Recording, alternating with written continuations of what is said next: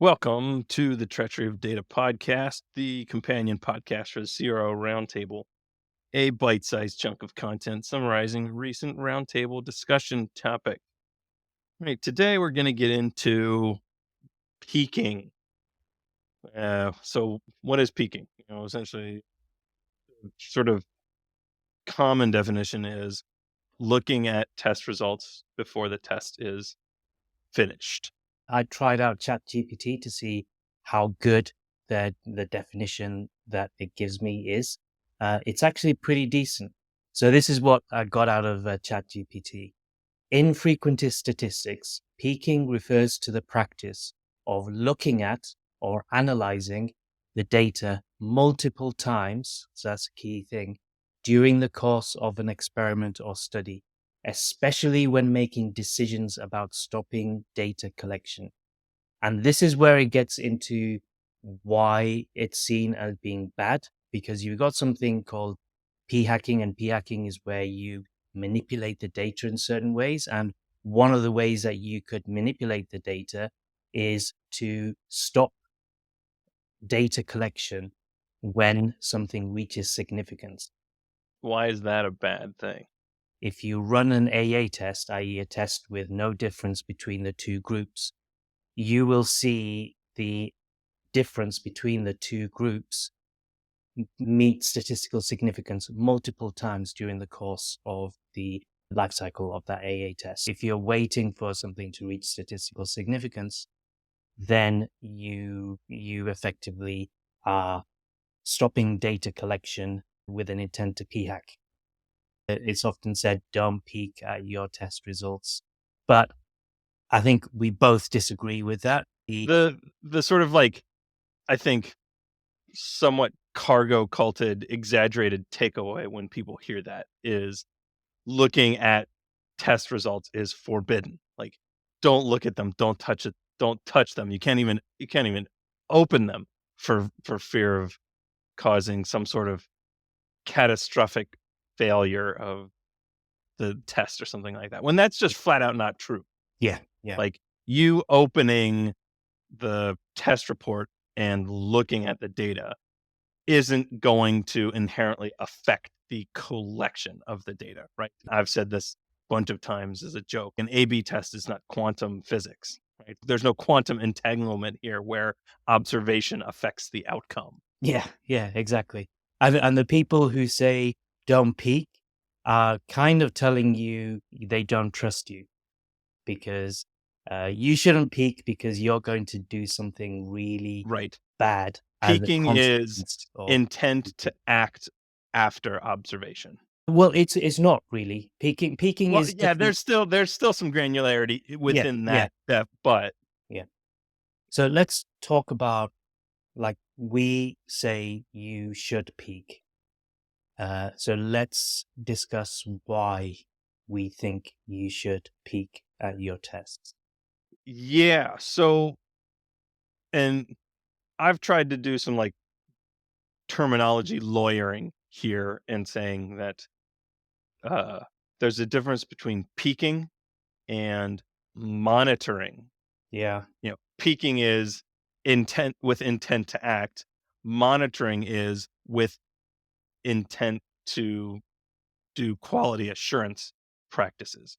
Yeah, So but in the sense of looking at the test and checking for, say, SRM or something like that, where yeah. it's you're looking for errors or bugs or inaccuracies with the configuration like So that. And going back to the whole thing about like calling it monitoring. So last time we spoke, we were talking about, are you just doing linguistic gymnastics right, here exactly. with, because essentially what you're saying is, like, if you're in the library and you're talking and somebody says, shh, don't talk, and say, I'm not talking, I'm speaking. So Red pens are bad, so and it makes people feel bad when you get a red mark on your test. So we should use purple pens instead because yeah, purple's not a negative color. yeah. But the writing on that report saying you are shit is still, the content is the same, Right, but the right. pen color is different. I think there's a couple of things you raised there, and we'll get into some actual experiences that we've had with peaking and where actually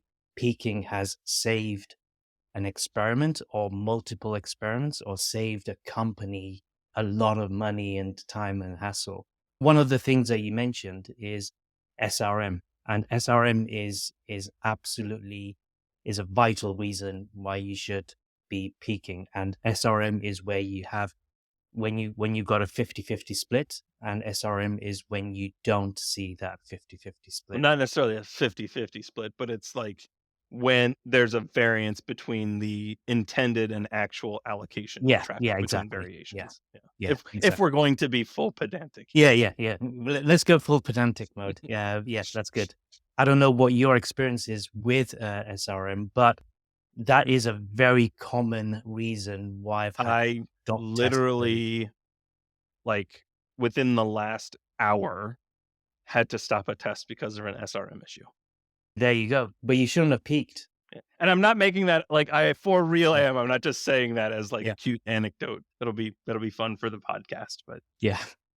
If you weren't peaking, you wouldn't have seen that until it was too late, basically. right, Until right. you've wasted like a week or how That many days. test was designed to run 4 weeks, Yeah. and we're 3 weeks into the test now. I usually do about, like, weekly monitoring.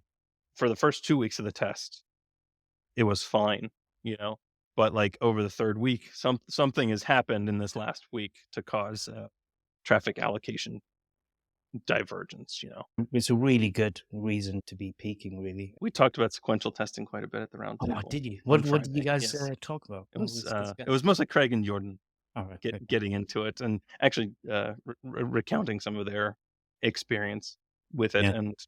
and potential benefits that they're seeing on it, along with references to, several of the articles that, George Yeah. has written about it, Yeah. So which are sequen all in the roundtable notes, which I yeah. need to publish this week, actually. So, Sequential testing is where you have certain windows that you can look into. So data gets collected, and then you can view that data in at sequential moments in time.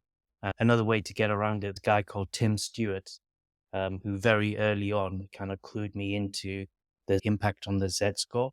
I'm looking back at our show notes, and one of the notes was like, not get into the stats too heavily. That's a good point. So, not to get into stats too much, but Z-score approach, where you basically check the magnitude of the impact of a particular metric. That's another way to get around like the not use sequential testing. So that's something that I used to do. In terms of the details of that, it's too complicated to get into here. People can just ask on But to yeah, but to bring it back more specific towards like peaking, you yeah. know, that's basically like valid reason for looking at your data regularly Hmm. for a test is making sure that everything is running okay.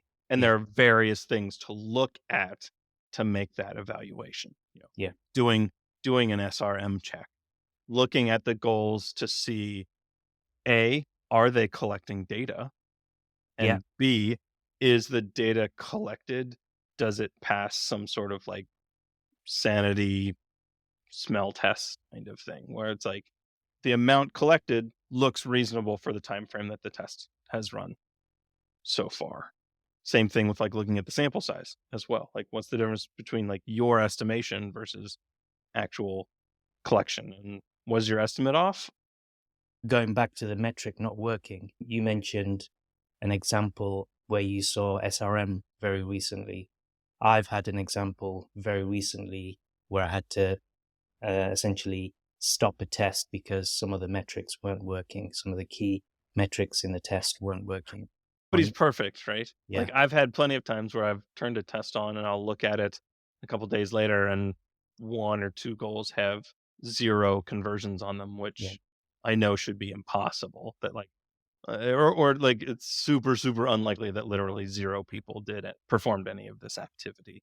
Or same thing of like um I've been a dummy and turned a test on and forgot to take off the QA audience. So the test isn't oh yeah, actually really running, you know? And I go back and look at it 3 days later and it's accumulated 5 visitors. And I'm like, well, this is a site-wide test. It should have more than 5 people placed into it.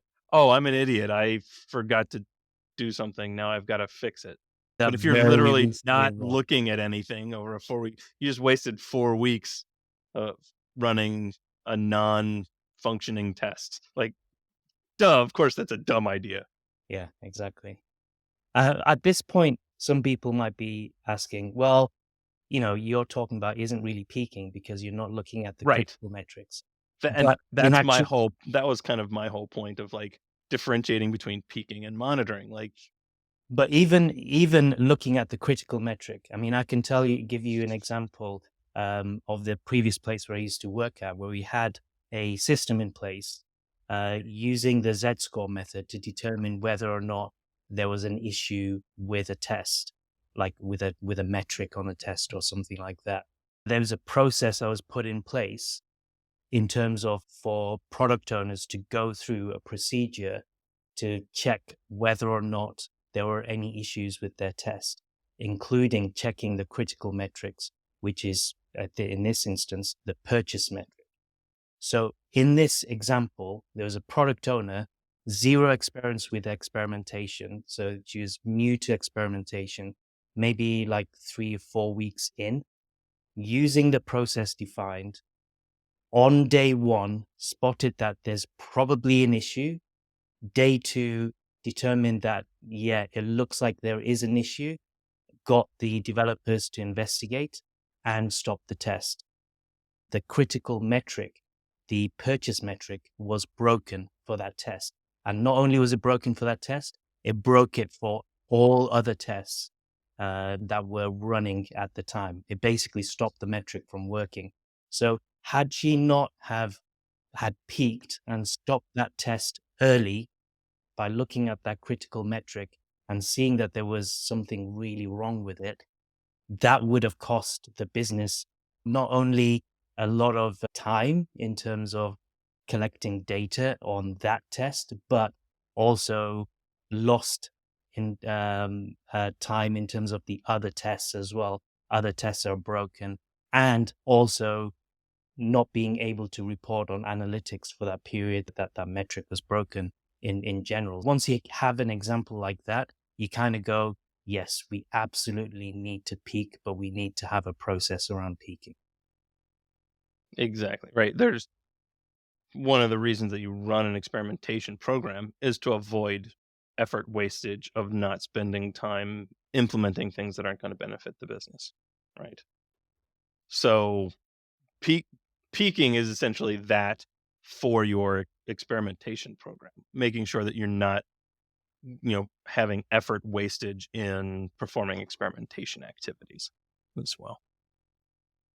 I think we have to remember that what we are doing is not science, but we're actually what we're wanting to do is improve certain important metrics for a business.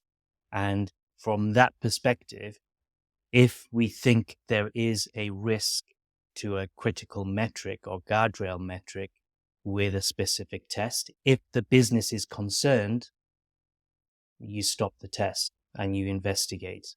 Right. Uh, Yeah, 'cause there's tangible financial impact yeah, associated with the things that you're doing, right?